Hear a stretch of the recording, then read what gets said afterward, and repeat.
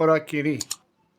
بهتره برای خوراکگیری از انگشتر و جواهرات نگیندار استفاده نکنید که خود این نگین حالت خوراکی داره و تأثیر میذاره.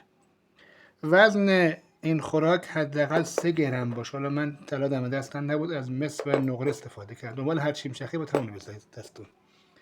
بعد میگم یکی از این خوراکات تو لب بذارید، یکی تو دستتون باشه که اینا خیلی شهرت نداره، همین یه دونه کافی هستش.